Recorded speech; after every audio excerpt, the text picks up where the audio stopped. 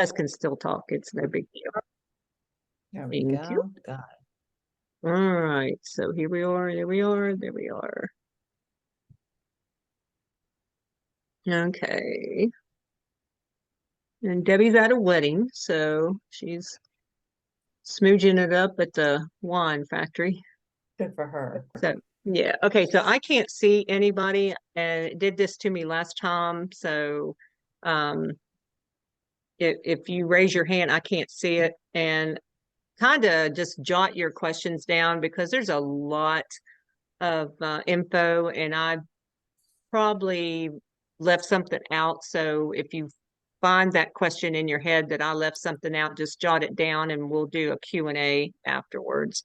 So, but mite treatments and the way that I did this presentation is I took, I think five, I've stared at it so long that I can't even remember how many, but five treatments and from my favorite to my least favorite.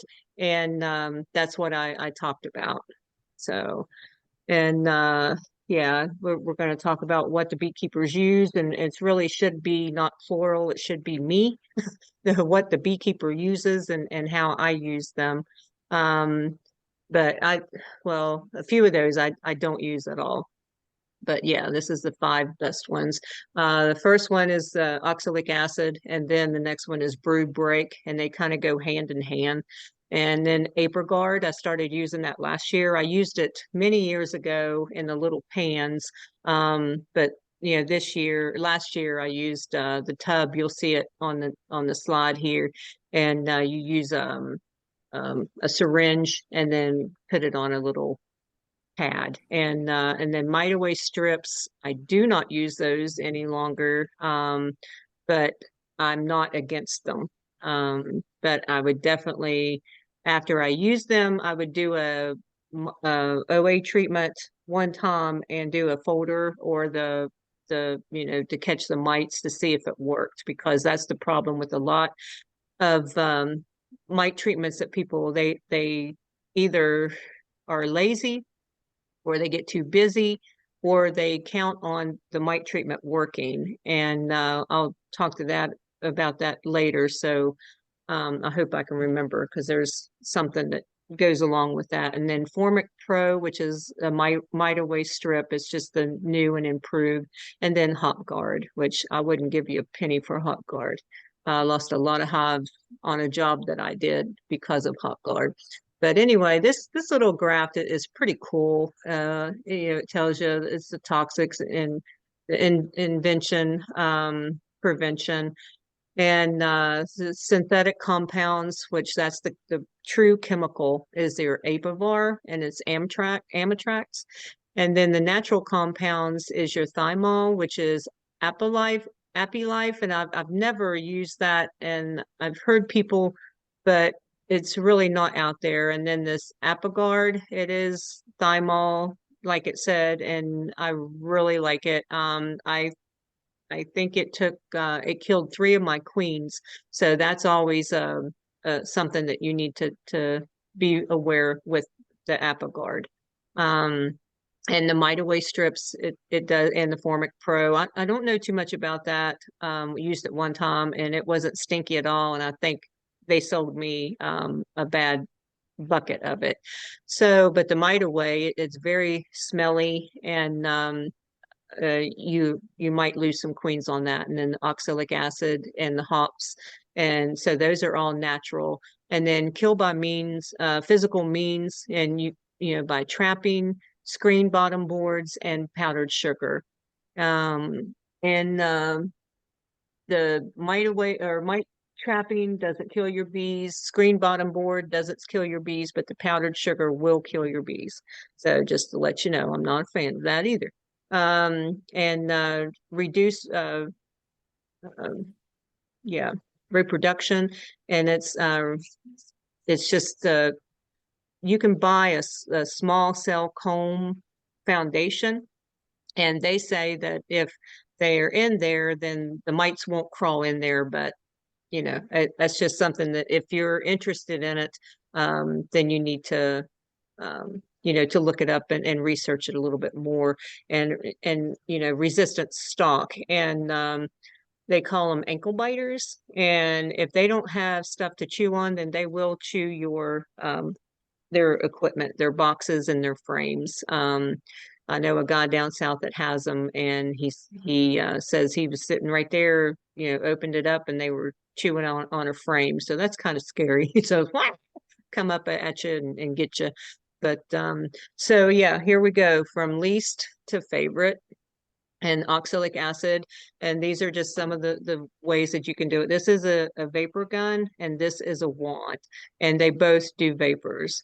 And then this is the dribble, which that's really not supposed to be in there, but anyway. But these are the different ways for oxalic acid. You have your vaporizer, you have your oxalic drip, and your fogger, and the sponges. I have them upside down because, like we said Tuesday, they are not legal in the state of West Virginia yet. So Shanda's working on it, but I haven't heard anything, and it's been a while. So you have the oxalic acid vapor, and once you have all this equipment, I mean, it looks like a bunch, and you don't have to buy both of these. It's just that this one you can wear with your glasses, which if I had it to do all over again, I would get this one because the only thing showing are your cheeks. And I wear a hat anyway, a veil. So that's not too bad. But yeah. So but this is the one that I have. And you want to make sure that the filters that you get, and people are kind of led the wrong way, but it says organic matter, and it's not the organic, like, the healthy food stuff. It just means they're tiny, they filter the tiny, like the oxalic vapors.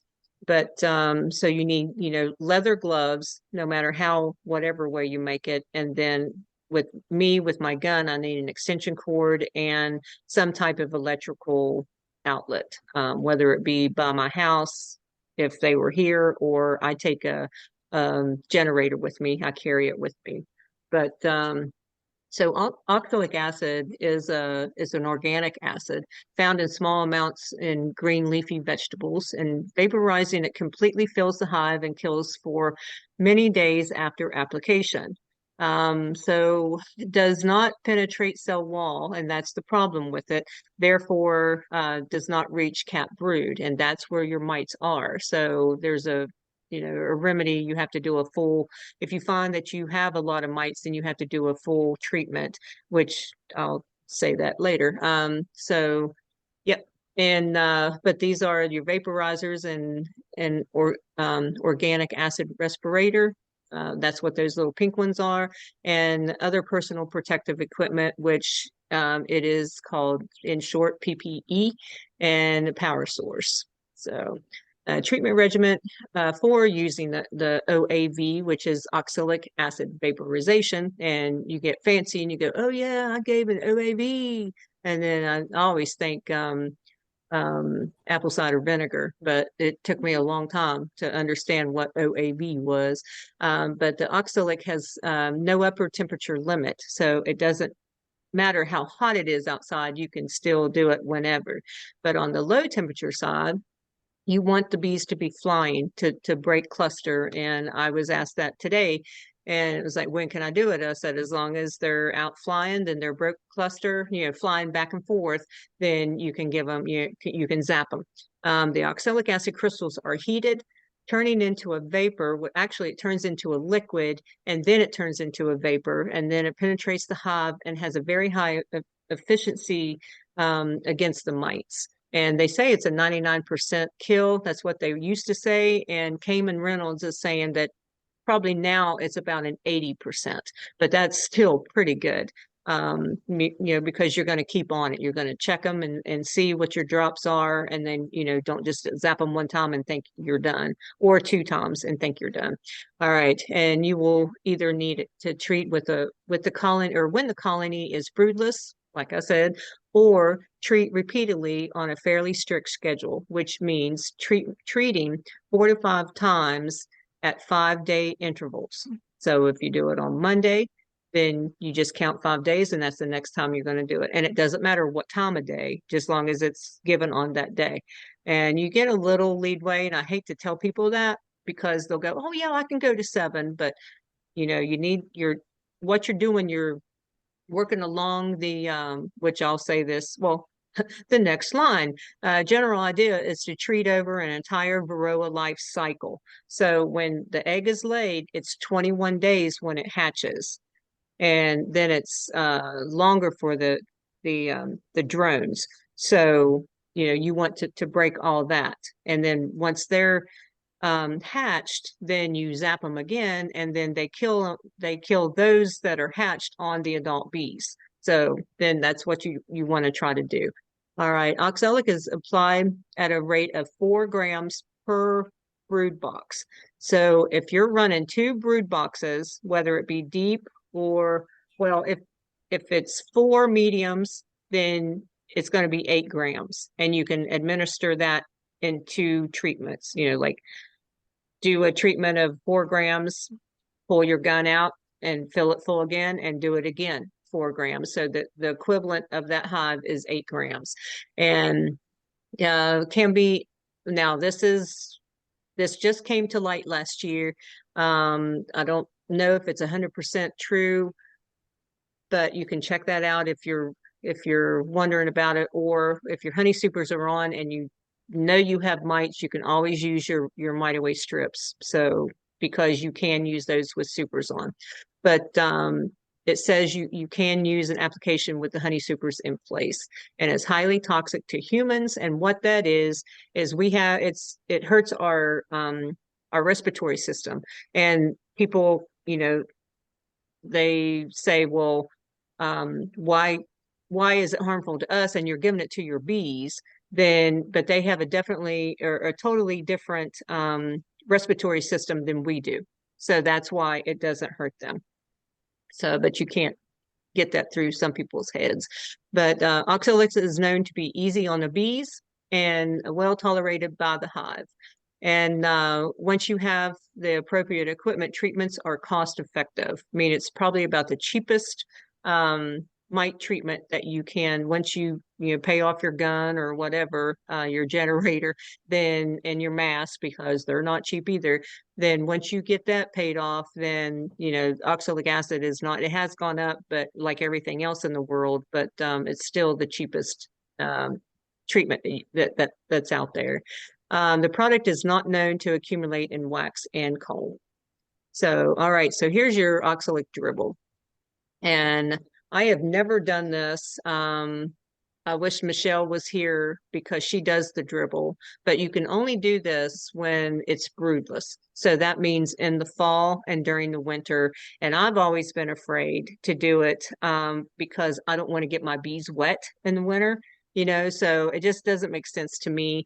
And I've never seen this recipe use water. So if anybody uses dribble, take that, do that note and say, talk about, if you add water in your recipe or if you do not.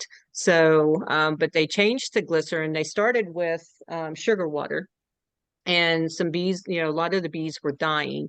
And they figured out, Randy Oliver figured out that they were, ingesting the oxalic acid.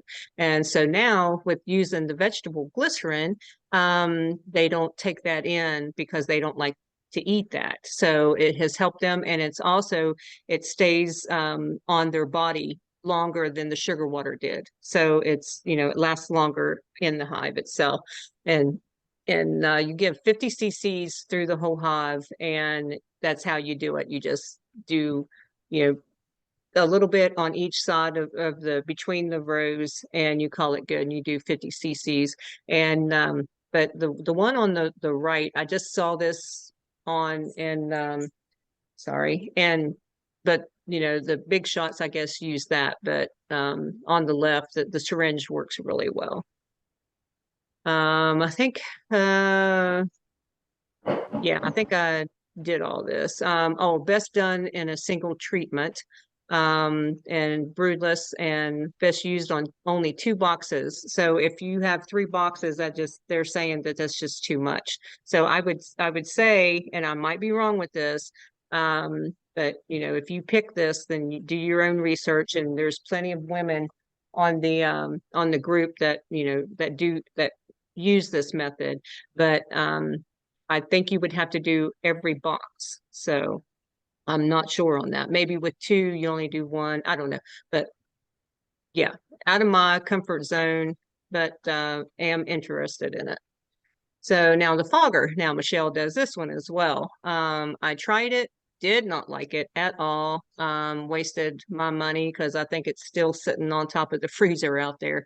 But the only reason I didn't like it is because I didn't know how much oxalic acid I was administrating to each hive.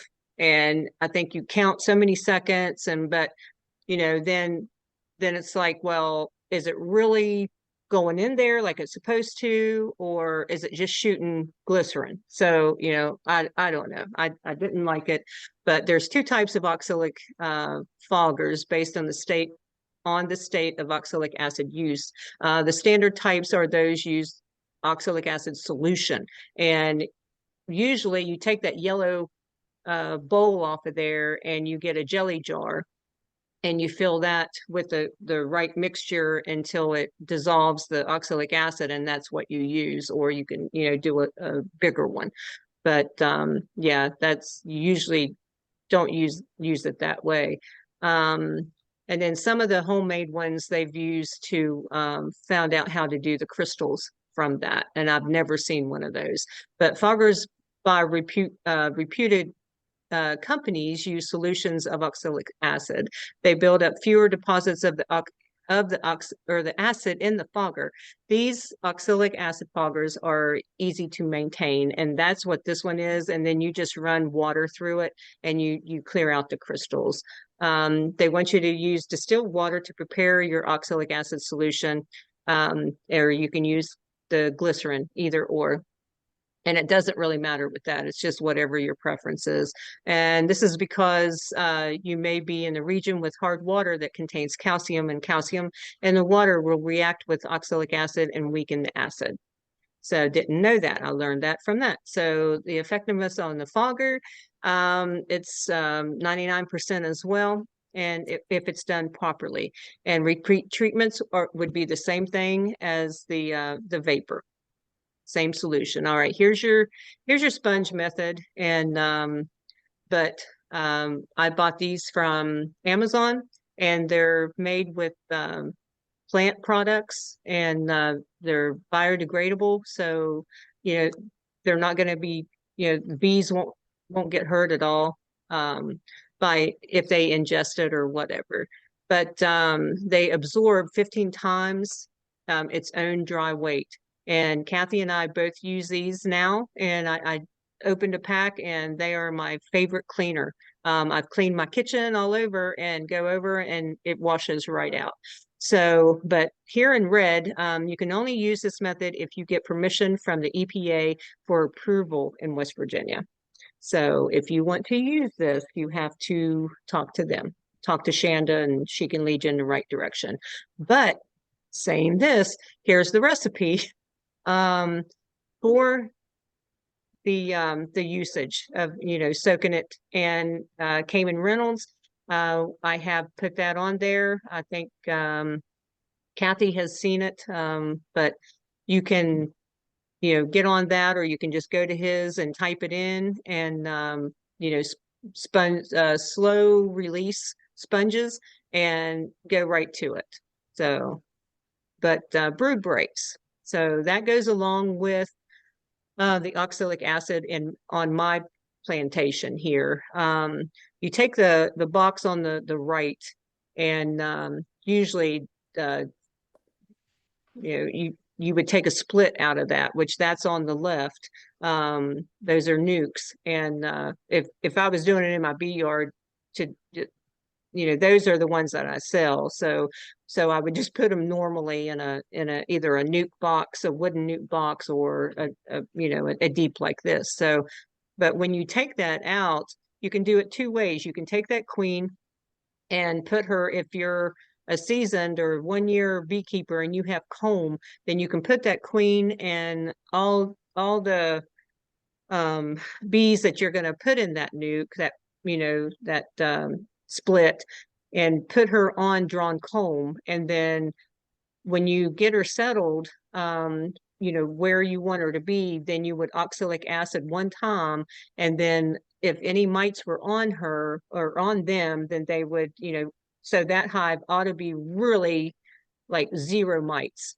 And so what you have left in the big hive, the queenless hive now, is all the brood. So when you get your queen hatched and blah blah blah, and then you can split it more ways or whatever, but anything that comes out of that hive, and whether you make 4 more nukes out of it, then you mark those 4 nukes and the mother hive or the queenless hive, and because they'll all have cells in them by then you want to go back to these hives out of this one big hive, if that makes sense to you, in 21 days, and then zap them with oxalic acid, because everything in those hives that you split with should have been, born. So everything should be hatched and all the mites should be on the adult bees, and nothing's in there laying for them to crawl back in. So you zap them, and that would be a really neat thing to do with your folder or your mite count board to see how many mites fall. That would be an amazing experiment. So, but that's how you do a brood break, and it works very, very well. But you have to go in on that 21st day, 22nd day, whatever, and real close to those numbers, and then zap them with oxalic acid. All right. Number 3, Apogard. It's a slow release gel that ensures correct dosage of its active ingredient thymol. Thymol is a natural occurring substance derived from the plant thyme. So over here, you have what you guys would probably use. And but if you, like Paula said, she had 5 hives. Well, you're going to have to buy 10 of these, because I mean, if they're booming hives, but if not, you can use a half of one twice and be done with that. But so you might look into this, and it does keep, where unlike Apivar and stuff like that, I think Mite Away strips, it keeps for a shelf life, and I'll read that later, but you might, if somebody wanted to go in with you, because this you have to do twice. You have to do these twice. So that would be 10 for somebody that has 5. And if somebody has 10, then that would be 20 applications. So you would definitely be better with this tub. And so something to think about. But Apogard, yeah, is designed not only to eliminate varroa mites, but to take care of chalk brood and tracheal mites as well. It contains non-toxic and natural gel with active ingredients. Ooh, I think my battery is dying. Sorry about that. I thought I had it ready. Yeah, but active ingredients of 25% thymol. This product guarantees a kill of a 95%. So that's pretty good. But like I said before, you have to watch, because it will kill some queens out there. So since it is non-toxic, the entire bee colony is guaranteed safe during the whole treatment process, which that's not 100% true. The key is is efficiency and the ability of Apogard to exploit the hygienic behavior of bees inside the colony. Bees tolerate it very well. Because of this proven method, Apogard is considered as one of the most ideal integrated pest managements, which is IPM, programs on the market. For a very low price, the Apogard provides a great value for your money. To get the best outcome, do the treatment when the bees are active and during the highest daily temperatures. It is not advised to use this product during spring flow. Effective varroa mite treatment requires back-to-back treatments. That's where I was saying, if you had 5, you would have to have 10 treatments. This means that you have to order multiple packs. That's the only negative thing that you'll notice the product in comparison to others. And you need to wear gloves. And if you don't, it just tingles your skin a little bit. Why do I know that? Yeah, yeah, I forgot my gloves. And yeah, I know, Kathy. Thank you very much. And I didn't know this. Avoid contact with the skin. I did know that. And with the eyes, I knew that. But do not smoke, drink, or eat during application for for use in beehives only. I did know that. So an overdose, the use of a dose higher than the recommended one tray of 50 grams gel per application. And that's just, you pull it apart and that's 50 grams right there. And when I do my syringe, I do a 30 or a 50. If the hive is humongous, I'll do a 50. If it's medium, I'll do two things of 30. So I know that's a 60, but when you hit it in 30, then you're fine. If symptoms persist, remove the excess product from the colony. And let's see, special precautions, preferably do not treat during honey harvest. Do not feed colonies before using Apiguard, and you can do that. The reason they don't want you to do that is because a lot of times they'll think about the food and not take care of the gel, and walk through it and move it throughout the home or throughout their hive. But when the maximum daily temperature is lower than 59 Fahrenheit, they ask you not to use it, and the activity is low. So they want you to be above 59. And they said to combine weak colonies before treatment. So this is what it looks like on, and you put it exactly where it is, right in the middle of it. 2 applications of 1 tray of 50 grams Apiguard gel per colony. So, and that's if it's big. If it's not, you could probably get by with just 1. Let's see, open the hive, peel back the foil lid of the Apiguard tray, leaving 1 corner of the lid attached to the tray. Place the open tray centrally on top of the brood frames, gel side up. So, yeah, I guess they got to say that. Ensure that there is a free space of at least 0.5 centimeters between the top lid. And so if you use an inner cover, just turn it over to where some of them are flat on one side and others have a little space, and that's all you need. So just flip it over. And if you don't, then you can always put a little matchstick on there or whatever. Let's see, top of the tray and the hive cover board, for example, by placing and I don't know what these boards are, but that's what it is. I was going to take that out and then I forgot, but you can look that up. It is a B word, and I don't know what type it is. Yeah. Anyway, but or an empty super on the top of the brood box and then close the hive. So you can, if that made any sense to you, if you didn't have like a shim or the inner cover that you could flip over, then you could put an empty super, take the frames out, and then put the lid on there. But you don't want to keep them on there too long because they will they will build funky comb in there. So after 2 weeks, come on. There we go. After 2 weeks, place the tray beside the old one, which I didn't know that. I always thought you took it out. Following the same procedure, leave the product in the colony for a future of, or for a further 4 weeks or until the supers are installed, whichever is the sooner. The product should not be left in the hive no more than 6 weeks. So here's some questions, and they're pretty good, but pretty common questions. Can I feed my colonies while using Apiguard? And we kind of went over that. It's not. This is not a high risk and will vary between different colonies. So some will go to both of them and some will only go to the feed. The first dose is supposed to be left on for 2 weeks, but I've noticed that the gel disappears after only a few days. Do I need to put it on another dose right away? And they say no. The speed of which the gel disappears depends on the temperature of the bee and on the behavior of the individual colony. It can take from 2 to 10 days to be removed from the tray, the dosing tray, and the gel will reduce the vapor or reduce as vapor is given off, and as the bees detect the foreign material, they will try to remove it. At high temperatures, the vapors are stronger. The bees will find the gel and will clean it up quickly. Strong colonies generally work faster than the smaller ones. At low temperatures, the gel sublides more slowly. So, and I don't know why this is on there.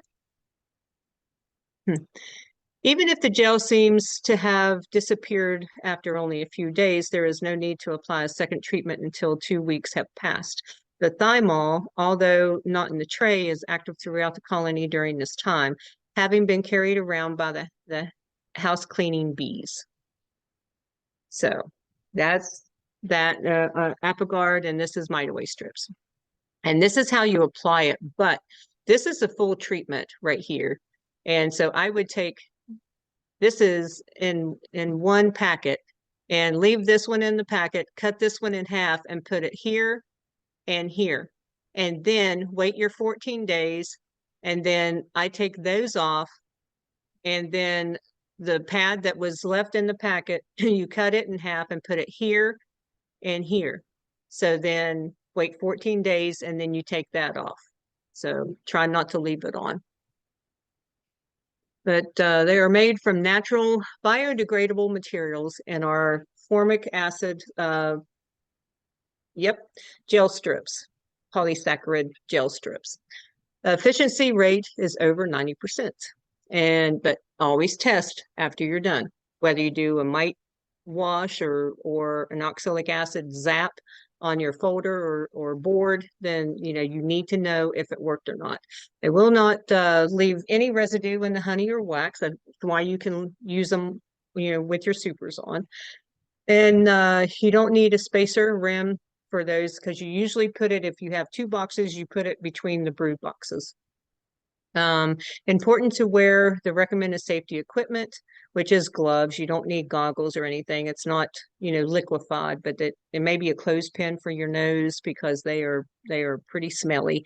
And make sure to store them in 77 degrees Fahrenheit and away from the direct sun. Treat hives twice with each packet. So, yeah, I guess that's true. So, like I said, you do the first one, and then 14 days you do the second pad. One strip in the brood box for 10 days, but yeah, 10 to 14 days, I guess. Now this is what it looks like. But again, you only do one, and I couldn't find that. So, but this one has, this is a single brood box with a queen excluder and a super. So you can do that. Or this is two brood boxes. And then here we go, 2 brood boxes, a queen excluder and a super, or just one. So, but I would cut that in half and put it right there, and then do the other one. You know what I mean. All right. Let's see. The difference between the Formic Pro and the Mite Away strips. And it's Formic Pro is the next generation product to the Mite Away strips formulation. The major differences include the shelf life. They are now 24 months versus 12 months. And the treatment period is 14 days instead of 20 days.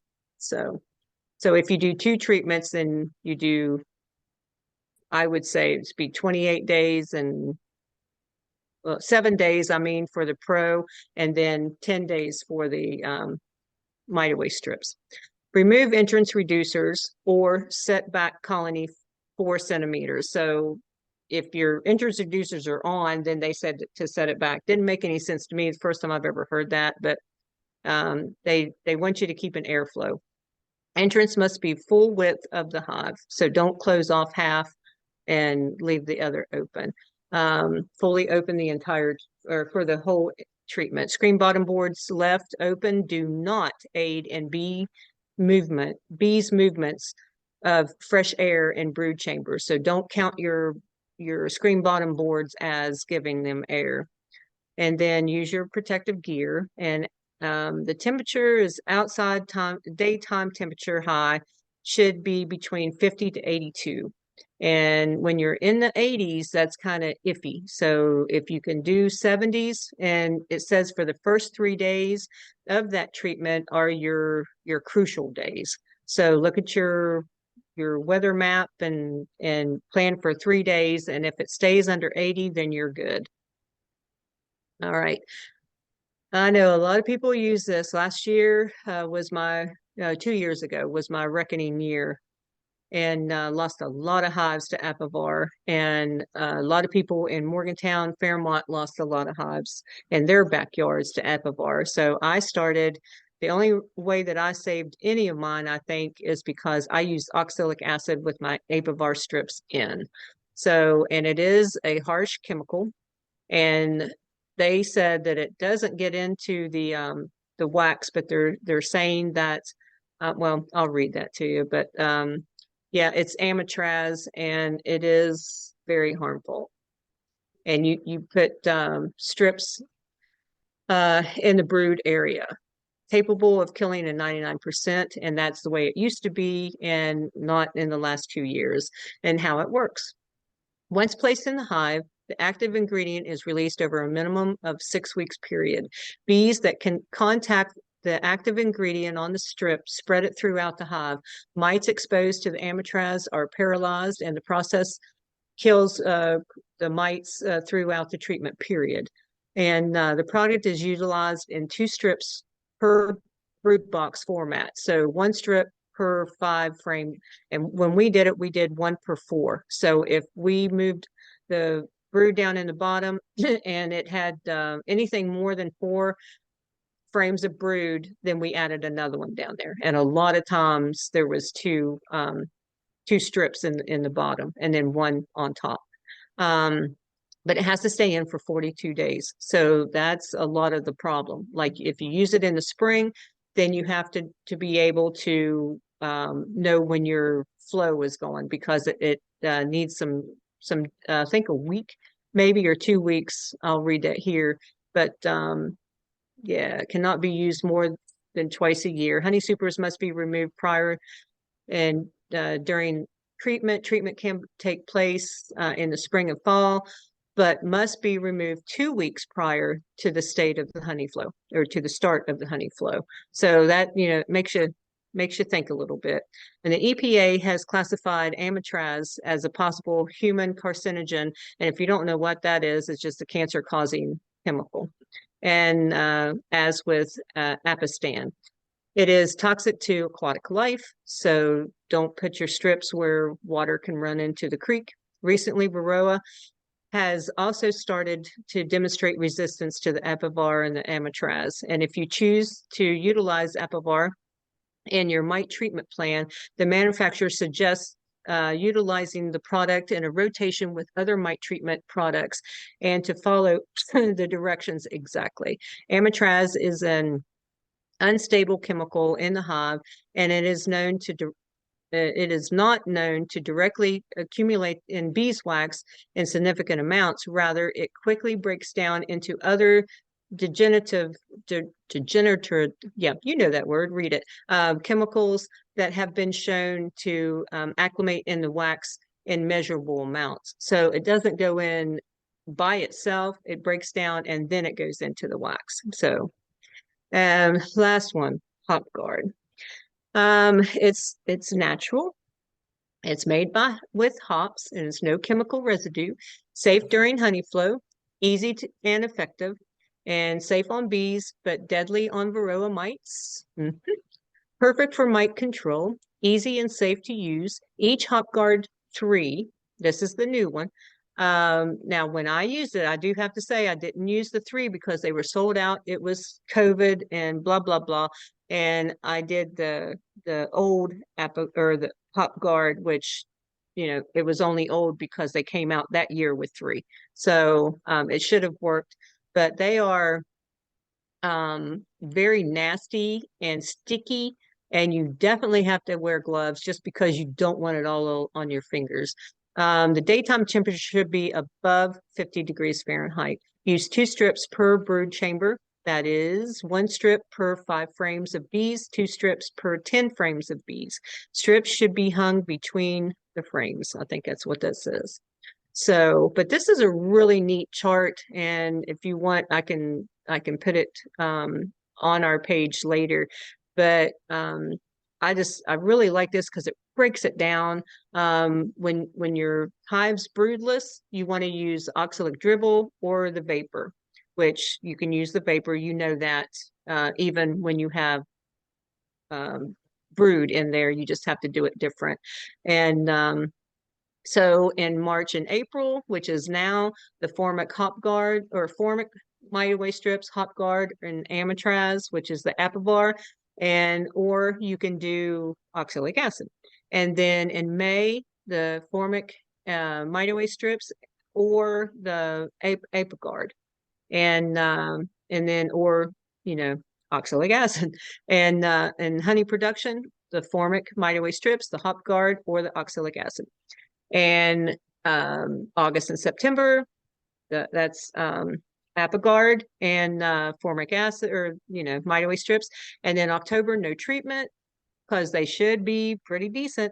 And then again, back to January and February, no brood, and you can do the oxalate dribble or the vapor. So, but that's a pretty good one. And say no, kill them suckers. All right. Whew, that was tough. That was a lot of talking. So, all right, hit me with your questions. Kathy, go ahead. Okay, I wanted to point out that I've used the formic, the Mighty Way quick strips, which I like, but I took a break from them. I do Apigard. I always cut my things in half. Right, right. So that people should know if they had those trays you can cut right in half. Oh, okay. So you don't have to dip it out. No, I take a pair of scissors, cut them in half. I give them a half treatment, and it takes me longer, but it's a lot easier on my bees. Yep. Yeah. Well, Bob Benny does, because that's where I got it from last year. Right. So I watched a lot of his, and we did a lot of talking, Kathy and I did, on Apigard, and he does the 30 milligram instead of zapping them with 50. He does 2 treatments of 30, and he does, like in his single deeps, he did 30, and he did a mite wash. And if they showed no mites, then he didn't do another 30. So he didn't waste, his money on that. So that's an option with that as well. And that's usually in the fall. So, but yeah, right. That's great. If you can cut it in half, and that would be great.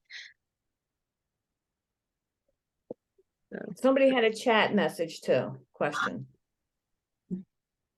Your moderator should have read that. So if you don't use it with supers and don't use it when temperature is below 59, how do you use it in the fall? What is it, Terry? Apigard. Okay. Apigard. Yeah, Apigard, the gel. If you don't use it with supers, you do use it in the fall. I use mine in the fall, and that's when Bob Benny uses his in the fall. It takes them right, and then they're like September. I did mine in September. And then, like that chart said, you don't do anything in October, you maintain, and you go around maybe and do an oxalic acid to see if it worked, because it didn't get too cold. I don't have any voice. No, I did mine in August, actually, and then I tried to catch the fall flow. Yeah. No, it wasn't. Ironically, it wasn't too cold. But like, like with everything else, it's the first few days. Oh, like your cup. Yes. Yeah, feel good.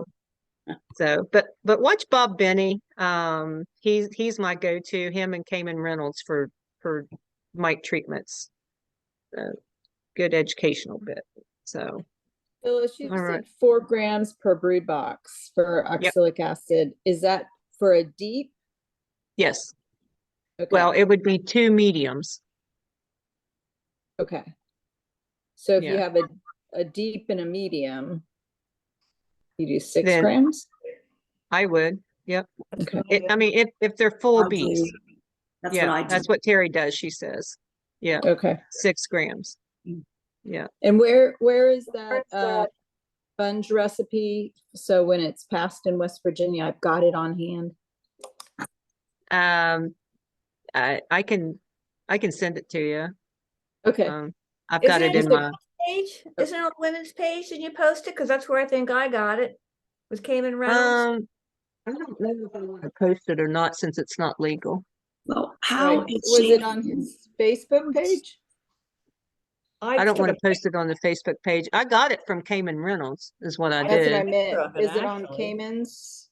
Oh, yeah, it is on Cayman's. Oh, wow. It is Okay. on Cayman's. Yep. So it is posted on our page. It is, Yeah, because that's it's where I his- got it. Now, is that his first video? No, No, second video. this is the second one. Yeah, he forgot to post it on the first one, so he posted it on the second one. Yeah, that's why the recipes at the end of the video is exactly what it says. I'm reading it. Shanda is talking to like the EPA and all that. So trying to get it legal. Trying to prove to them that it doesn't go up into the honey supers.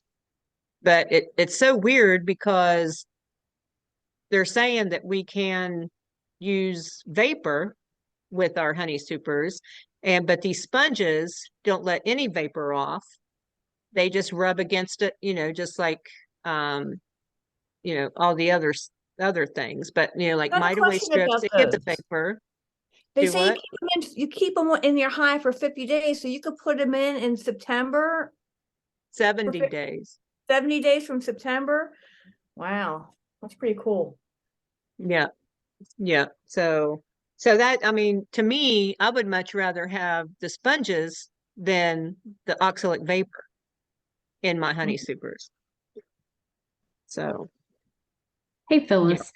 Yeah. Can you kind of walk me through, like, really simplify when you do these OA vapors? Like, okay, you put the crystals in there and it heats them up. Where are you putting the gun? Are you going into each box? Or are you going above it, Yep. below it? well, the way that I did mine, I don't have a wand. I have the gun with the copper pipe sticking out.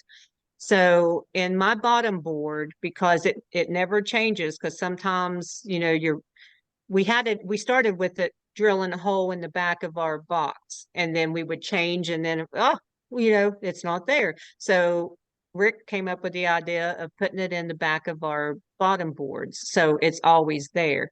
But we just take a drill and put it in there, and sometimes they use that to go in and out with. So but your gun fits right in there. And I probably have some, if you post and pictures, and if you get on our women's group and go to the photos and then scroll, because every season I'm always posting, and it'll show you how the gun fits right in the back of there, and then it just fills the whole thing up. And I started I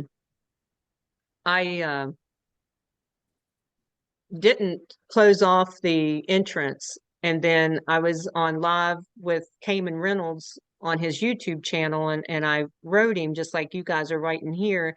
And he said, yes, he said, unless it's a hot day, that's the only reason that he would not close off the entrance. So he puts a rag there, which I put just pieces of old frames that I had. And so they have a little hole. And so that's the only thing open now. And they come out, well, they came out sometimes white anyway, but they really come out white now. And it makes me feel better. And so I started doing that. So close off your entrance, because when we had to use the wand, that's what they said to do. If anybody started out with the wand, that's, but the wands can catch your hives on fire. They're pretty scary. And then if you don't have a lot of room between your frame and your bottom board, then like I did sometimes, and then I had to put a big chunk of wood under there to lift my frames up, or my box, and then, so I could get my wand under there. So if you're going to be a beekeeper for any amount of time, 4 to 5 years, investing in an oxalic acid vapor gun is well worth it. You want to hear Yep. something really sad? I have the No. gun. I have my oxalic acid. I've got my protective wear, and I was just so intimidated by the whole process. I didn't use it last year. I used the strippy Mhm. thing. Mhm. So I am But bound. and this year is determined I'm going to be do your it this year, right? You just You're have going to to do it be this year. brave. You have to be It's brave. Yeah. It's Well, easy what you it need just- to do is go out in your yard, away from your dogs and whatever, because it's harmful to them too. Get your gear on and light your gun and watch it do its process. And then what it's going to look like. And and once it gets, I have 2 guns. I just got my Crovat back, like the one that we bought, I don't know, 8 years ago or whatever. And it only goes up to 230. And my other gun goes up to 440. So, know what your gun is. Know, like your flash point. So when it gets to 400, I think it's 420. So when it gets to 420, then the guy that made the gun, it's a hand or homemade thing. And, but he told me to pull that out, and it'll smoke a little bit, but then you can hear it get up to the part because my generator kicks off, and then it's where it's supposed to be, and it's ready, for another application. So, but that's what you need Yeah. to do, is get familiar with your gun before you start doing the hobs, and you'll feel more comfortable with that. I promise. I'll report back. Okay. All right. You have to be brave. Oh, I knew this was from you, Terry. My husband always did the gun and I assisted. Oh, it left me. Oh, come on. Then he got COVID and I learned to do it myself and still do it myself. Yeah, you can do it. Exclamation mark, she says. So, yep, you can do it. And it is scary, but it's the best treatment out there, I think. I probably oxalic acid more started than out with the anybody wand. that I know. What? I started out with the wand that you stick in the entrance, and that I took think we all so did. long. It takes so long that when I It got the gun, does. I'm going, hallelujah, on the back of the hive, Yeah, not the front of the hive anymore. right, right. And instead of putting a timer on my phone for when I had to pull it in and out, it times it for me. It's really so much easier. I Oh, need that's to true. drill the Yeah. holes in the back because I don't have the holes even drilled in Well, yet. you know what? I'll tell you a secret. Did you have one of those hand drills? Mhm. It doesn't bother the bees at all. You can go there with a No, lot it doesn't. I've done it, and you just drill a hole in the bottom of it. It's I what, think 5? it's 3/16, I think right? it's 3/16. A Yeah. 3/16 drill, and then I use a T, and I put the T in the back when I'm not using it. Okay, I got now let me tell you my screw up. Golf tee. My Oh, okay, thank you. my bottom board, we made it so during the winter you can flip it over and it's a mouse guard without putting a mouse guard on there. Well, so on my bottom boards, I have to have 2 holes because they're Mhm. separate. So know what your bottom board is. If it's just, one normal bottom board, then you only need 1 hole. But if it's a special bottom board, like my husband made me, then you need 2 holes. Right. Hmm. So when I get new bottom boards, like that last time I went to Hive Life and I'm painting them, I'm drilling holes in them right away. But when I Oh, first yeah. got the live hives out there with a drill gun, and I just drilled it, and they didn't flinch. No, I'm they telling you, they that don't was bother. yeah, they don't No. bother you. I remember my first hive was stapled together, and I was afraid to pull the staples out. Right, Now I'm right, drilling right, the bottom. right. Yeah, yeah, yeah. Your poor bees. You're putting them through it, aren't you? Good thing they die every 45 days. I think They don't about hold things that grudges. used to scare They don't me. hold grudges. So, I anybody, remember huh? the things that used to scare me don't scare me at all anymore. It's kind of, I remember Right. when I got my first hive, I called my mentor and came over because I wanted to change my bottom board. And I'm like going, wow, you changed it. The other day I changed the bottom board. It was a piece of cake. Oh yeah. Yeah. It's not Bottom boards bothering are, me. yeah. Yeah. It's all good. And that's just, being in your bees and learning from them. And now not all bees are created equal. So, No, you those are might have not. hives that if you drill a hole, then you're going to pay for it. So, Wear your yeah. So mask. wear, Wear your tail. wear my bee suit. Oh, Wear your bee. oh, definitely. Anytime you make a lot of noise, you should be well covered, for sure. Yeah. And then if they are nice to you, then consider yourself lucky for that day. So, yep.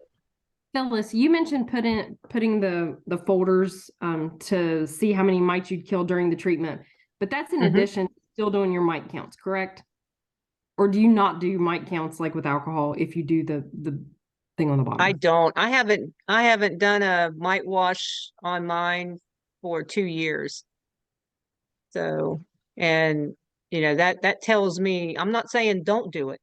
But uh, you know, Terry, if she could talk, she could tell you that she did a mite wash and it came out hardly any, and then she did an oxalic acid and she had plenty. So, yeah. I do So, both. and it all depends, there's a lot involved in a mite wash. Did you get your bees from the right frame? Did you get enough of your bees? Did you leave them in the alcohol wash long enough? Did you shake them hard enough? And with an oxalic acid drop, then you know what it is. And if I get more than five, well, in the spring, if I get more than five, then I'm doing a complete treatment. So but yeah, the folders now Terry has come up with, she bought, and actually I'll step back, but see, all my bottom boards are solid. And so the ones that are screen bottom boards, then it's really easy to do a mite drop because you don't have to prepare anything prior to doing it. Because when I go out to my out yard right now, which I'm going to change all that, whether I have to build it myself or whatever, but I have to put the folders in and then go and put my entrance reducers in, and then I'm ready to oxalic acid. Well, then I have 40 hives in 1 yard, so I don't have that many um, um, entrance reducers so in that yard because I don't use them. And so that's on my list of things to do. I'm going to make sure that each hive has an entrance reducer. It's just a sliver of a medium frame or an old frame that we had that I broke off the sides and the ends, and I stick that in there. And then, but I use ratchet straps, so I'm gonna put one under each ratchet straps, and then when I strap, and then when I do an oxalic acid, then it's gonna be there. And I'm gonna do that for the 130 hives or 100, I hope I get to 150 this year, hives that I'll have, so they'll each all have, be ready. But Paul Kelly from Canada does he takes his bottom board, takes his hive off of it, takes his bottom board, and he turns it around that it's facing backwards now. Okay, you with me?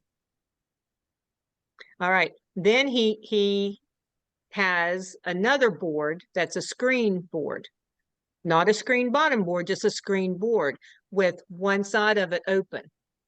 So then he puts that on top of the bottom board that's facing backwards. So now this is their entrance, right? So now you take your for sale sign that Terry made or a folder and you stick it in the bottom. So now you've made your own screen bottom board, but it's with a solid bottom board underneath. So then, because I don't like screen bottom boards where I live, it's just too cold, which I've wintered them in that and they came out okay. And that was just a fluke, I think it just happened. But so that I make my own, and that is I posted it on the our women's page, but I don't know which one it is, but it if you scroll down there, then it talks about mite counts and stuff like that. But in the beginning of it, it shows you how he makes his screen bottom boards with a solid bottom board. But it holds that folder, and then all you have to do, you don't have to be in the front and take your knife and go in there like I have to do now and try to find that folder and then pull it out, which my bees, they don't care, but there's, like I said, they're not always going to be nice to me. Because I've been working my bees without gloves, but you get in there, those folders, and you're scraping, trying to get that folder out, because sometimes they get way back in there. It can get kind of hairy sometimes, but yeah, Paul Kelly, I mean, it's perfect. And all you need is just little strips, it doesn't have to be pretty. It just has to be able to sit under your hive, and it's only 3-sided. So pretty genius.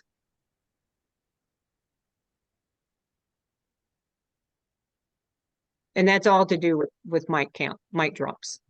I love my bottom boards, and they do make it a lot easier because you could just change those little particle boards and stick them in there. Yeah. Yeah. I have 2 screen bottom boards, and they made them where the entrance, the landing board is slanted, so they stick way out, and as almost all mine are flush. And yeah, I just don't like them. No, mine are flush. Yep. So anybody else have any questions?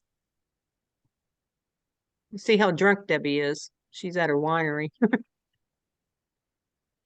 You mentioned that some guns are hotter than others. Is there a temperature that we should be looking at? Like, okay, if I want to get the one that does it best, what should I be looking for? Well, it's whatever they have it gauged at. Both of mine are excellent. It's just whatever computerized that they set it at. It's not really one's hotter than the other. It's just what their computer is set to.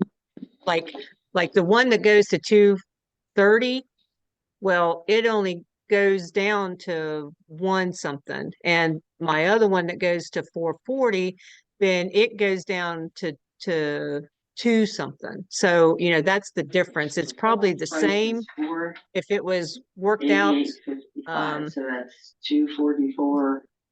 Debbie, who are you talking to? 25. Yeah, I muted her.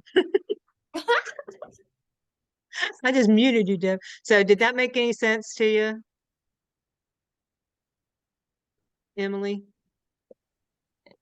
So when you say it's computerized, does that mean you set it when you're deciding? They set it. Okay. They set it for you. Yeah, it's factory.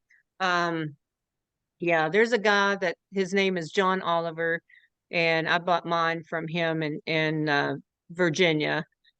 And he's back to making them now. He only makes a few a year because he was just overwhelmed, because they, like $175 was all I paid for that one. And then the first one we got was ProVap, and they were, back then when we bought them like 7 years ago, they were $4.99, and I don't know what they are now. And then Rob LaRoby, I think how much is his now? Anybody know? I can't remember. I forget what I paid. Is it 400? We got the one that you use in the front at the bee conference, and I think his special was 265. Okay. But I think we're normally closer to $300. I paid Yeah. $275 for my gun. Yeah. But Well, to me, it's worth it. It's worth every penny. And the thing is with buying them from Rob, because I know Bethany, she had a lot of trouble with hers.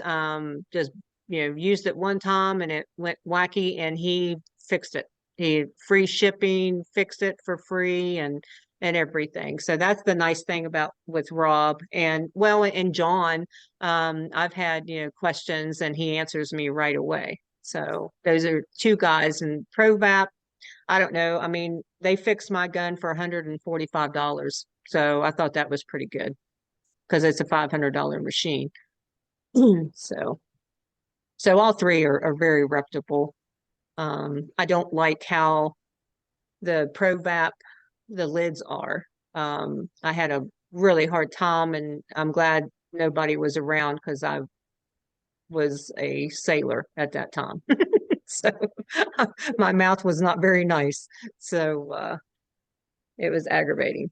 But I figured it out that I think I'll start from one end to one end and then meet in the middle. Because if you have them side by side, then the cords get hung up and blah, blah, blah. So, and it gives you enough time to walk between and load the next one and blah, blah. So it's a learning curve. I had my battery operated one and my electric one last year. And it was very easy to do because there was only one cord involved. But with this one generator and one of them had a short cord because Rick has our long cord in Florida. So yeah, it's beekeeping's fun. Never a dull moment. It is not. It is not. So, but it's definitely worth every penny. And every time we have a conference, then I buy more lids, whether I need them or not, because they do disintegrate, those little blue caps. And at the conferences, he gives you a good deal on them. Well, if you want to call it a good deal, he marks some pennies off. So, but Debbie, she went to Hive Life and he was there and it was like, oh, buy me caps, buy me caps. So, yep. So I've got to meet up with her. Luckily, I don't need them yet, but yeah. Wasn't he at the conference too? Yeah, yeah, yeah. I didn't buy caps this time, but because Debbie just bought me some. But I usually buy a pack a year. And I'll probably buy some more if he comes to fall conference. I don't know if he will or not, because I just don't see how many beekeepers in West Virginia that he has left to sell to. So I think he's done very well. But yep. When is fall conference? It is October. They changed it this year. October. They did change it. I think it's later, like in the 20s, October 20 something. So I do not know. Good question, Terry. I guess they're gonna have one. I don't know.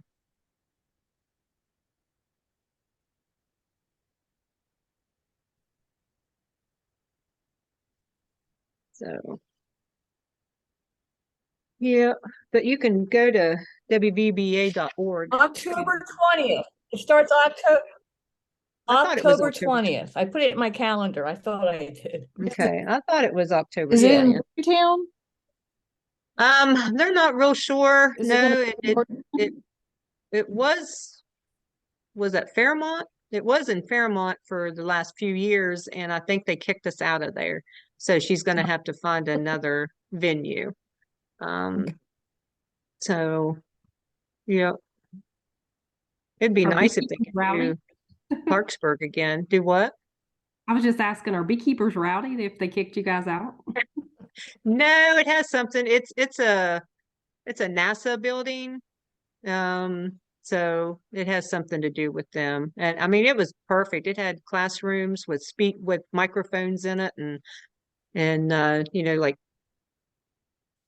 like a classroom, a big classroom where you can, like be on top of each other and built up and great stage. So, but it's great kitchen area and but yeah, I think last year was our last, or yeah, 2022 was our last year there. So I don't know, but it'd be the venue that Justin found for spring conference was nice. Just smelled like smoke in some of the rooms, but but yep. And it's easy to get to. So maybe they'll do that. But I think that was like what, 5,000? No, $5,000 I think for that venue. So that's pretty pricey. Wow. So you're in the hole already, $5,000 just before you even get a speaker. So, all right. Anybody else have anything to do with Mike? Any questions? I have another question. Good. And I'm sorry, I'm monopolizing all the questions. No, No, that's good. please. So the sponge method, if I were to get permission from the EPA to do this method, Yeah. you said it's extended release. How long does this sponge last and how often do you replace it? Well, you don't replace it. It is a one-time thing and it's 70 days. Cayman Reynolds puts it in there and they put it right over the brood. And it's like if you use it and there are two brood areas, then you put it between the brood. But like he said in his video right now, everything's up top, like all of our bee, well, you don't have bees yet, but right now most of our bees are in the top box and the bottom box is empty. So that's why he placed his on, on the top box. So if that makes sense to you, but just, you need to watch his video if you're interested in it. The first one shows you, he mixes it in his kitchen and he shows you some tips like to use baking soda to Neutralize. what? Neutralize. Yeah, Like- to neutralize his spoons and stuff like that. But yeah, so, but definitely watch that and then watch his second one because he gives you tips and things because they're new to him too. This is his experiment and he got permission from his Tennessee EPA, gave him permission to use them. So And how do you These spell his name? sponges are the greatest. yeah, what, Emily? How do you spell his name? Kamon, and then Reynolds, Reynolds. Thank you. Yeah, and he is on our, I mean, I have him on our women's page if you want to scroll and find him that way. But you need to find him anyway because he's wonderful. If you like to sit and watch YouTubes or whatever, he's a good one to watch. He's actually better for a beginner than Bob Benny is. Bob Benny is more of an intermediate to a sideliner person. To follow, but Cayman and Paul Kelly, he only does the folders. Paul Kelly does, and his is the University of Golf. So no one can ever say that, but you do Canadian. If you type in Canadian Beekeeper University, then you will get his website because I've had to do that because I couldn't remember how to spell his school's name. So, but he's got gobs of videos to watch. Well, so does Cayman, but yeah. Yep. But Paul Kelly he starts like bottom level, your safety equipment, what you need, and your bee equipment, what you should, think about buying. So he's at ground level. And where Cayman, he does a lot of, I think he follows Ian, the Canadian guy, Ian Stepler, and he does a lot of experiments on his bees. And I think that's kind of where Cayman is going because he did this one, it was just polluted, a nuke, and it was just polluted with mites, and he zapped it. I mean, lots and lots, and that video's over there if you want to try to find it, and it didn't hurt the bees at all. They didn't die. The queen, she didn't shut down or anything. And, you know, he saved it. And it was like Terry's, you know, it was hundreds of mites in a drop. So, But he does Yep. basic stuff too. He'll show you how to paint a box. yeah, yeah, with his stupid cat. And it's like, yeah, but those are I two love good. all the YouTube videos, Emily. If you watch them, you start watching Kim and you watch Fred. You watch all Oh, these. don't watch Fred Dunn. Ugh. I just cannot. And actually, I had all of them in front of me because I was talking about skunk. I went up after the conference or their talk and talked to. Actually, I'm recording this. I shouldn't be talking. So anyway, I'll tell you on I'll tell you on Tuesday. So, but yeah. Yeah, but the YouTube videos are they're really great. I mean, that's why I'm doing this new memory. I watched this YouTube video and I said, I gotta try it. Yeah. No, Yeah, Fred, you know, he's just very dry. Very dry. Phyllis, you remember last year when I had the mite load so bad? I Mhm. happened to watch that, what's his name now? I can't think. The one that does the sponges that I was telling you Oh, that Randy Oliver. Randy Oliver. And I seen that and I started using them sponges. And I honestly believe that's why I was able to save my hives and brought them back around. My Well, hive, I would have lost all three of them way Yep. before winter ever hit if YouTube it is the hadn't been bomb. for me putting those sponges across the top and me Mhm. OA into the water. I mean, I was hitting OA every 4 days. Cheryl, Yeah. it's the visual that makes it easy. You Full know, and redoing them.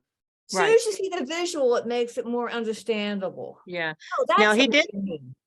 he did say in these videos that, you know, you can strip just like the apivar, how it hangs down in the hop guard, that you can take these sponges and cut them in strips and hang them through the brood with a toothpick or whatever. Mhm. And he said they are higher kill than laying it on top, but he doesn't have the time to cut the strips and to hang them, and because, you know, he runs 500 or so many hives, and Hundreds of hives, you don't have the time to do all that.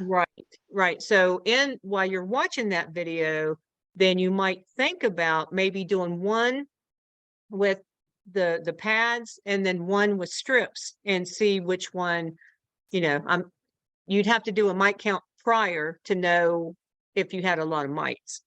Oh, and that's another thing, what I was saying when I was doing the presentation, and wanted to say thank you guys for putting up with me. I get nervous and I can't read.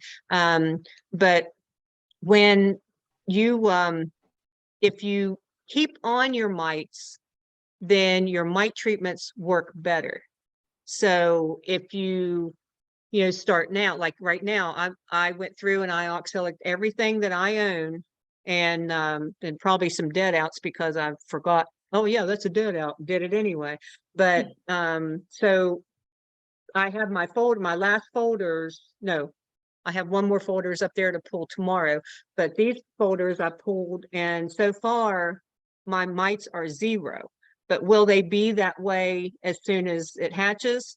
I'm sure they won't be. So then I'll do another maintenance in probably 2 weeks from now, and I'll zap them. Like I said, I use more oxalic acid than probably anybody that I know of that beekeeps, but it just maintains. So if you guys don't do anything now, and they build and build and build, and you wait until June, then they're going to be, you know, hellacious.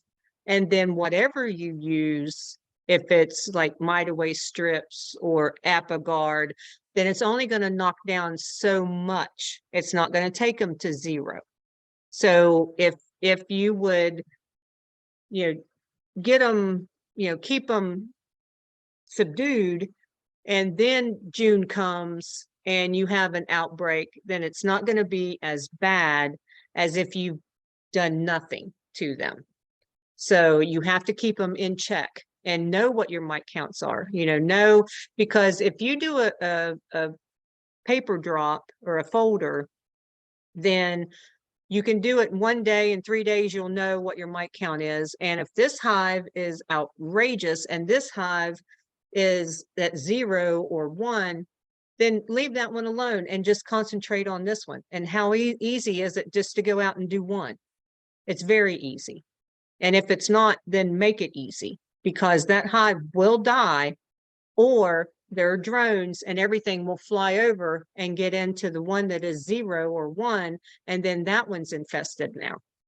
So, you know, it's just, if you have bees, or if you have one hive and you have the mites down on that hive, but your neighbor has 10 and they want to not treat because they want natural, then your hive is going to be infested by your neighbors. And I know a very good friend that is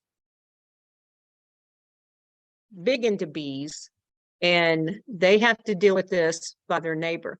And I talked to this person, the one that's doing this to this other person. I can't say gender because you'll know who I'm talking about. But and I talked to him about, I talked to that person about you know, why he is not treating his hives. And he, you know, and it was like, because he lost everything and he loses them every year. And so I told him, I was like, I just saw an article that if you want to go organic, you know, and there's things like Mite Away strips, you can use that organically. And I think Apogard, check me out on that, but I think since it's derived from a plant, you can use that and be organic status. But if you buy bees from me, which I do oxalic acid, and I used to do Apivar, so it's in my wax and, you know, whatever. So then you cannot go treatment free. So if you want to go treatment free, you need to get your bees from a treatment free beekeeper, because that's the way that their genetics are ready and made up to be. So if you know somebody that's doing treatment free, and you know, and they buy their bees from the neighbor or from Georgia, which is awful, or Florida, which is even worse, then you know, they're full with pesticides. Then they're not going to be able to go treatment free, because those bees are, you know, used to being treated. So that's my soapbox. Hey, Phyllis, Treatment free. I'm sorry. Go ahead, Emily. well, what you said made me think of another question. So one of my neighbors is also going to be a first-year beekeeper at the same time I am. Would there be any issues with us sharing an OA gun? Or like, I know No. No, that's a great idea. Somebody else on here does that with a neighbor. Nope, that would be perfect. Yep. That's why a lot of people, like Terry, borrows from her club a lot of times. Yeah, Clubs get are your club to expensive. buy one. Get your club to Yeah. buy one.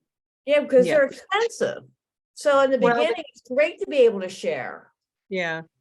The West Virginia Beekeepers Association supplied every group with a vaporizer. So check with whoever is head of your group. They're supposed to have one.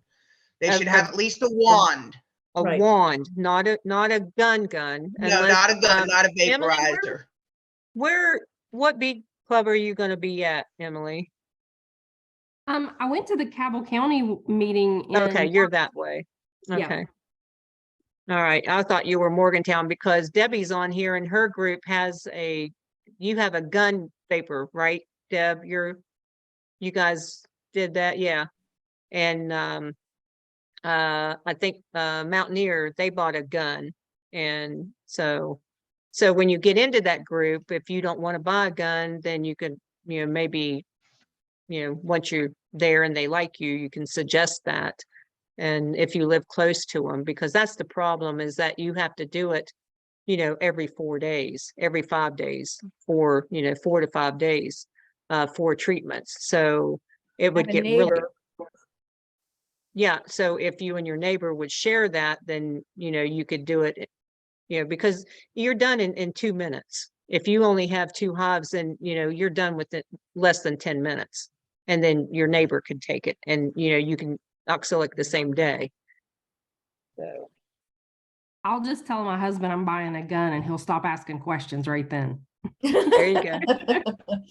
There you go. Is it pistol? Yeah. And, and it, I don't know how close you are to your neighbor, but you could buy the gun and you could rent it to her. And then that would help pay for the gun. And I get my oxalic acid off of Amazon, and probably you have 2. You can measure it up, but I buy the 10-pound bags, of course, and I go through 2 of them, or about 1 3/4 each year. But it does go a long way because you only need 8 grams if you have double deeps, and if you only have a single, then you only need 4 grams. So I was thinking if I Any of offered the to let ladies- him use it, then I would know he's using it and it would be less likely for him to spread stuff to my bees. That's right. yeah. Oh yeah. You want them to, Good thinking. That's good thinking. definitely to treat. And if you could even go, well, I'll do it for you. And then that it's being done right, and how many times they're doing it, because like a one-shot deal is not going to kill the mites. It's just going to kill the ones that are on the bees. And that's it. So I did it every Anybody in month. my area, I'm willing to share my Larobi. I used it today for the first time, and man, is that thing nice. Oh, Yeah. that was so nice. I can't even compared begin to tell you. on, it's amazing. Yeah. It is. There's no mess. I took the whole bag out with me, pushed that thing down in, load it. It was full, right to the machine, Yep. from Oh, one you- hive to the next to the next. You got a battery I operated do it one? once a month all winter.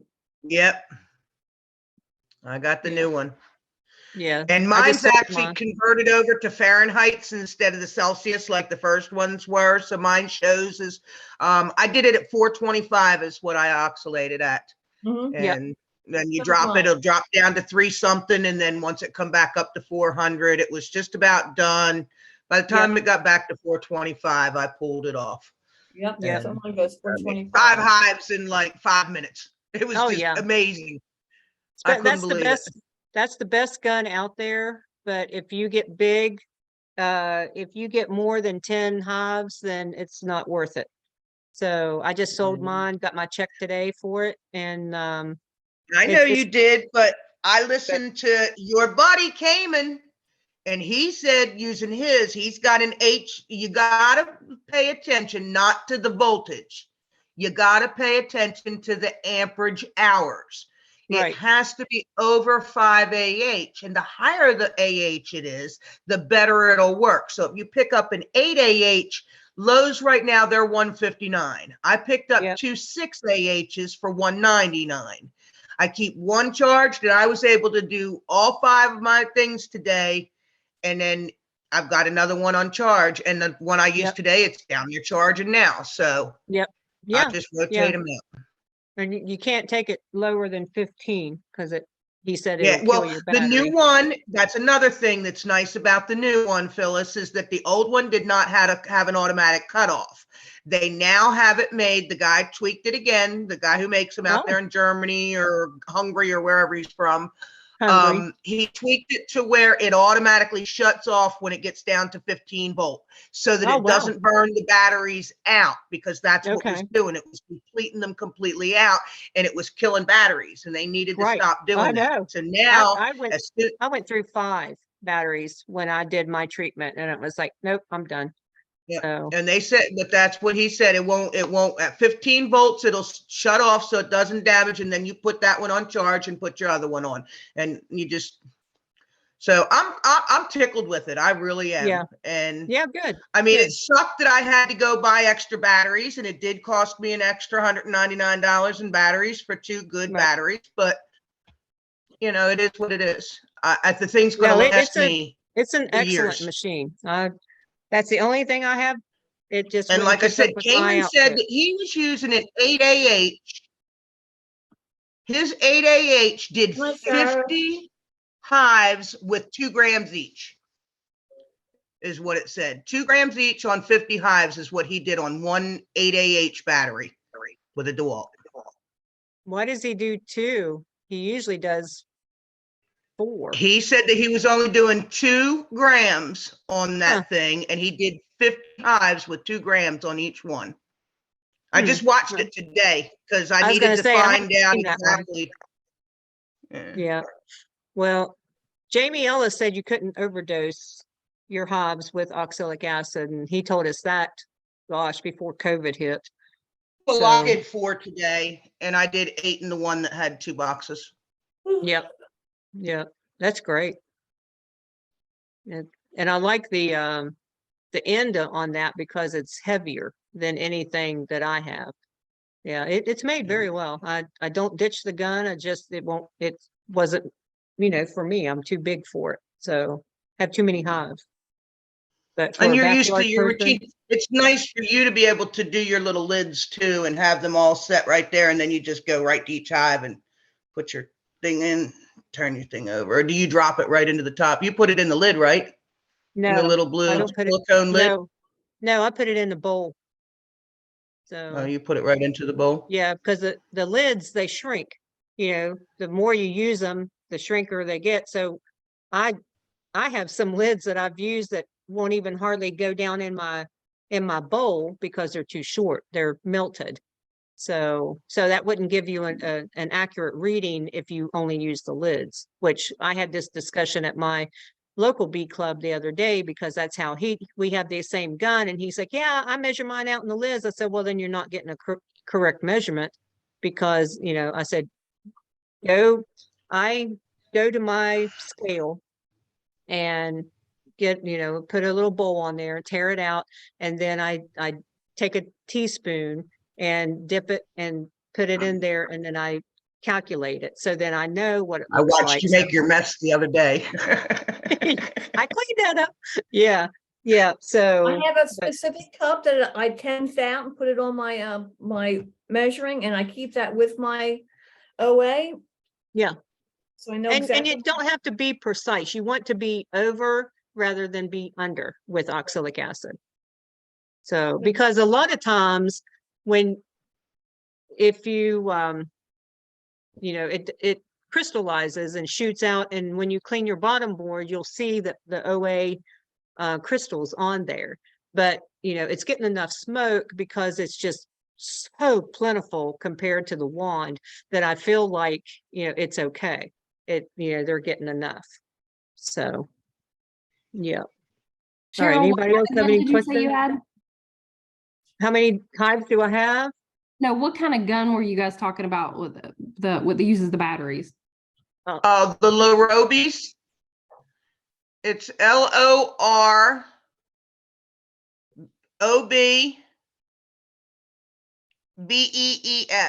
Lorobies. It's Lure Rob Bees. Thank you. Yeah, he has a Facebook page, and actually I used to be a rep for him, and I had the link on there, and then Facebook took my page from me, so I haven't put the other link on my new page yet. But yeah, I get 5% if I When sell I it. give them really a lot of credit because when I had questions, they were right Oh, there to yeah. answer my Yeah, he's spot on. questions. I emailed, both Lori and Rob responded. I'm impressed. Yeah, I really no, like it. it's a good company. They got It's a very great good company. customer service. Yep. Yep. Yes. Yeah, because Bethany had all kinds of trouble with hers, and Yep. and he said, well, I'll send you this and you do this. She said, no, can you just do it? And he's like, yep, send it to me. So not a problem. No, Yeah. it's good. Yeah, he's a good guy. Good mom and Paul. It's a mom and pop things. When I didn't get mine, I was waiting for it to be delivered. I called him. He goes, I'm eating dinner. I'll call you right back. And he did. Yeah.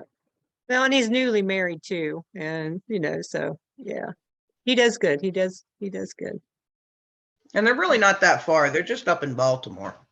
Yeah. Yeah. No, I think they've done well with West Virginia, that's for sure.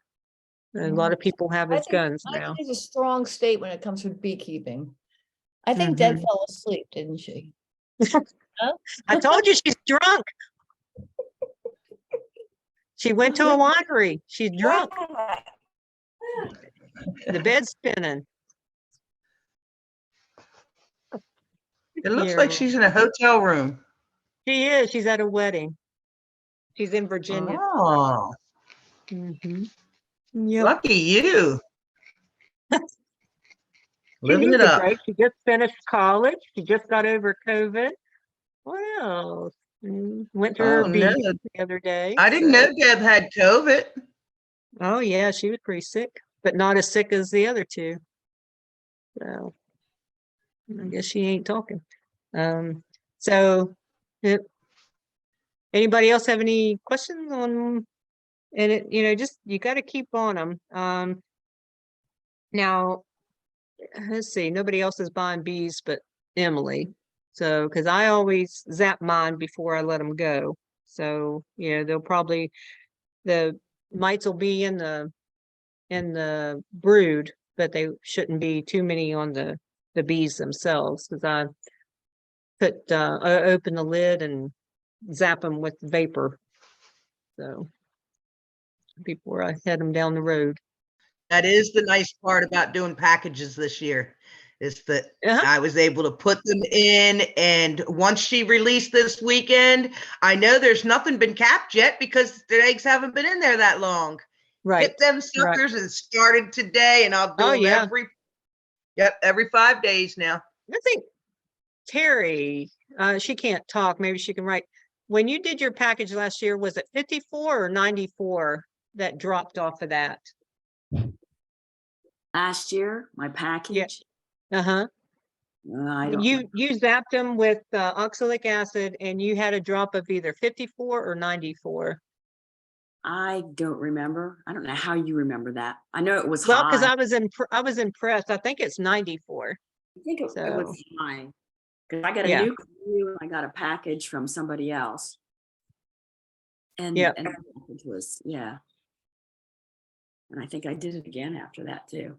Yeah, but that's why you do it, because they come, if you buy packages, 9 times out of 10, they're coming from the pollinators and they're full of it. So, and then they just shake the bees in from hives and then they put a unknown queen in there. So you definitely want to zap them. Shake them in. They're pretty violent the way they load those things up. Some of them are. Now, Bob Benny, he's nice. I've seen his video, what goes on behind the camera, beyond the camera, we don't know, but yeah. So Bob Benny's a pretty mellow guy. oh yeah, I wouldn't think he would put up with much nonsense. Yeah. But See if I can ask you a question. So, you know how last year I always called it the mean hive, the good hive, and the little hive. mhm. So the mean hive, I have another mean hive. I'm pretty sure it's going to be mean again. It was mean last year. It's always in the same spot. They're all in a row. Is it because of where that particular one is? Well, the only thing that you can do is move it That's and what see I if it thought. becomes nicer. Yeah, but I know what you're saying. Yep. And I can move it 3 feet a day. Like, you think I would have to move it far, or can I just move it out a little bit?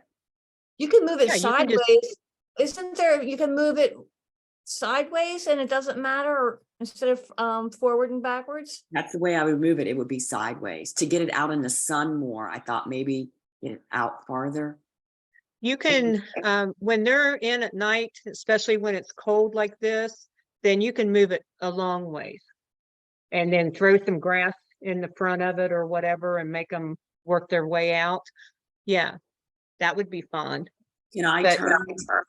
Can I turn another one? Can I, like, the entrance is here? Can I turn it here overnight and not worry about it? Yep. Okay, Yep. I went out and bought the handle to lift it and I had to do a 180 on mine. And I Uh-huh. did it when it was cold out. I mean, Yep. I know I broke the cluster because they all poured out afterwards. But I gotta tell you, for about a month, a lot of them still trying to go on the other side, trying to get back in. Huh, They figured it huh. out. Took them about a Yeah. month. Yep. But if you do it in it when it's cool, still at night, because once it gets warmer, like 50 and above, then some of those forager bees don't always come back. So if you move it like 10 feet, then they're going to come and go, where are we going? So they're going to be confused, which you could put a nuke there with a drawn comb in there, and then they would go on that, and then you could shake them, put them in that hive. So there, are ways around that, but yeah, the best time to do it is while it's cool and at night, not cold, but above 35-ish. So, and then just fill the entrance with grass, and then they have to work their way out, and it helps them urinate. My mean hive, it's always that same box, and there's been 3 different colonies in there, but it's always in that box that they're mean. Huh? Get it? Are they different Is it the genetics? same box? Is it maybe something in the box itself that's pissing them off? A smell or a scent that might be in the box? No, because it's been switched out, because when my colonies died, I brought them in, and it's not the same, not necessarily the same box. Okay, but so it's not even the same genetics. no.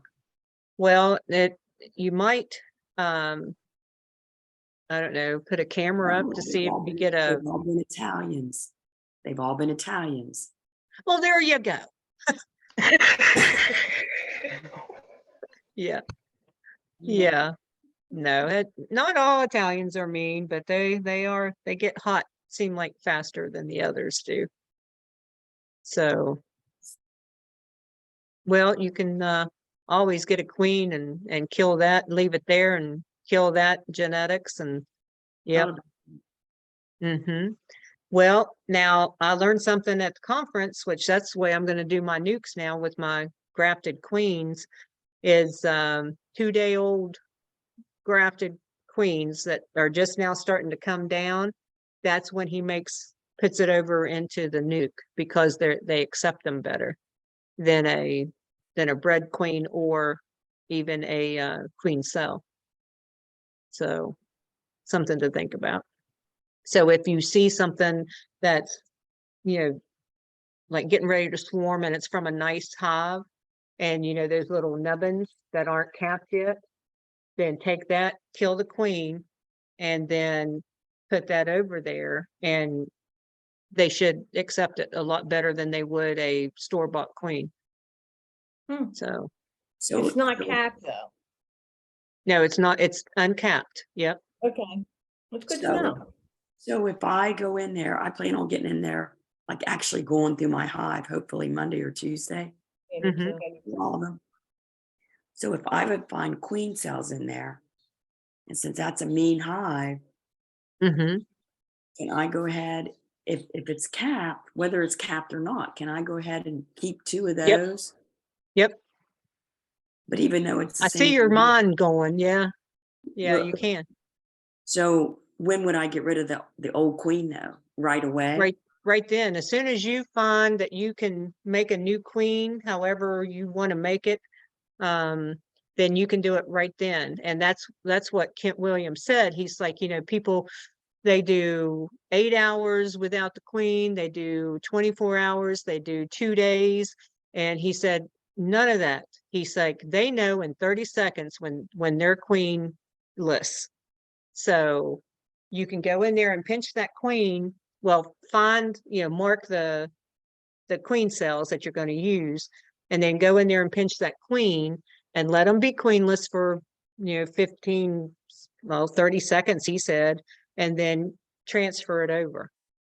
So, and then check it in a few days to make sure that they didn't chew it out and kill it. So I have to take those queen cells out of that hive? Well, yeah, how else you going to make it? Well, okay, I'm confused, because I was thinking if it's that hive that's me,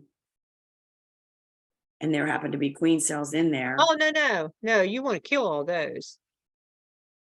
you're that- saying take from another hive, queen cell from another hive and put in that. Yep. I said Okay. your nice hive.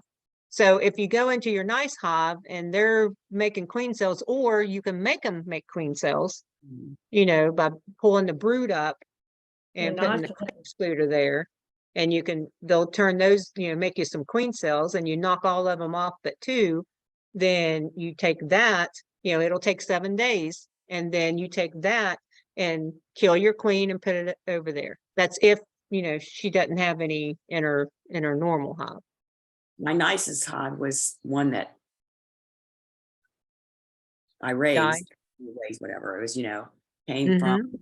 where So they listen, if you had a nice, yeah. if you have a nice hive, if you notch it, They'll make a queen cell. it They'll will make a queen cell also, right? Thanks, Paula. What'd you say, Kathy? If you could go into the nice hive and notch it and get them to make a queen cell. No, not if there's a queen in there. Oh, okay, Yep. They only do that if the queen's gone. okay. That was my question. Yep. Yep. No, they'll just rebuild it. Yep. So, but you have to put it above. He's heard your dogs and he's like, where's he? My Now house. now he's sleeping again. But yeah, you can make them make one, and it's you just put a queen excluder so to keep the queen, and then you put the brood above, and it'd be nicer if she was down in the very bottom. And yeah, and then they'll make queen cells, and then you just kill them all but two, and then you can pull that queen reducer out or excluder out, and then let them have their hive back again. So, because the bottom part won't know that they made queens up here, but that's just an easy way to get queens without, you know, grafting or splitting and all that. So, yep. Now I've made you confused. No, I'm always confused. A link to what, Cheryl? Paula asked if we were still having class, and I told her this is the Oh. last of this sessions. But on Yeah. Tuesdays and Thursdays, we meet every Tuesday and Thursday, and one of Yep. you two will put the link up a day or two before on the page. Yep. I think I'm gonna do a continuous, just like I did for this class, for my bee chat, because sometimes I don't remember to make it until Tuesday morning. It was like, so Or so it's gonna Tuesday be, night. yeah, or Tuesday evening, yeah, when someone says, are we having class? So yeah, so it'll be in the featured, and then we've got some videos that we want to show for Thursday, and then I think maybe next week we were talking that Christy and Tiffany was going to give a presentation about the 4-H, where they're at this point in time, and we were going to, you know, because we tried to do it last Thursday, but we had class and the bee meeting, so we just decided to do that Thursday, and then after that, then we were going to show videos. Debbie showed a good one on I don't remember Hive what Life. one. Yeah, well, they're all Hive Life, but It was oh, reading reading your frames or Reading the something. frames. the Yep, frame. Yeah. reading the frame. So, and we can't record those, so it's, you know, you've got to be there to watch it. So, but those will be, well, and we can do it on Tuesdays too, but usually Tuesdays this time of year from now on until Questions. October is pretty full with questions and education. So, but yeah, but Thursday night's Debbie's, and after we get the talk done, and we could do it on Tuesday. I'll see which works better for Tiffany and Christy to do their report. It'll be a Tuesday or Thursday, and then after that, it's Debbie, whatever she wants to do. And then I definitely want to show the feeding with Kent Williams. He's my favorite out of last year's. So if nothing, we'll do a quick talk on Tuesday and then we'll watch that. But that's what we're going to be doing because the group has, we use the group's money to buy these videos that, a lot of these ladies went to. And so all the talks, the lectures that they had during their conference, then they recorded them and you can buy them for a set price. And that's what our women's group did. We used our money in our treasure and bought last year's and this year's. So. And they're Yeah. breakout sessions, so even if you go to the conference, you don't get to see everybody, so it's kind of Right. nice. Yeah. And they're yeah, and copyrighted, so that's why you can't record them for people to watch later. You got to be here at the time, because if you put it Right. up and record it and put it on YouTube, then you're violating their copyright. Right, because they're all set to private and we have to Yeah. have our own account and it says purchased and we can watch it. Right. So, but I'm just lucky that I get to, I feel fortunate that I get to watch it with y'all. Like Yeah. that, even. Yeah, I mean, yeah, I'm- me too, because I didn't get to go and I will Yeah. never go because it's in the wrong time of year for me. But yeah, so then I get to listen to it, I little better than you all. I mean, you got to get it right then. But I think we'll come up with a schedule and then we'll post it and we'll put it in the feature tab and then you'll know what's coming up and Never And say I think the never. next one- Things I might think- change. I think the next You one might is be able to do about 1 year, make arrangements. Yeah, I think the next one, Debbie was talking about swarms. So it was, we're going to show that one. Yes, we are gonna do swarms because it's that time of year. Yeah. So, I mean, it's getting to that point and, so if nothing else, we could do Christy and Tiffany on Tuesday, just a half an hour report and then show that swarms on Thursday. So, but Debbie gets back from partying partily and after she First she had to sobers get up, over we can, COVID, and then she started partying, and she's a little, she I probably know. got drunk a little easier after all that sickness she had. Yep. Yep. Then she left her mom at home, so now she can really party with her family. Yeah, she looks I like she's don't know in a she hotel is. room, huh? She's such a boozer, Uh, Yeah, I'm talking about myself. I drink more beer than she doesn't drink at all, so and she doesn't cuss, so there you go. I'm the bad seed of them. So, but anyway. But anybody else have any questions and we'll call No, this. I think I'll make it easy for you. I'm gonna say goodnight. All right. Good night, Kathy. Thanks for helping out. Good to see y'all. Me too. Good night. Good night, Kathy. right. Good night, Thank you everybody. guys. Good night, y'all. Night, Oh, by John the Boy. way, Cheryl, I changed my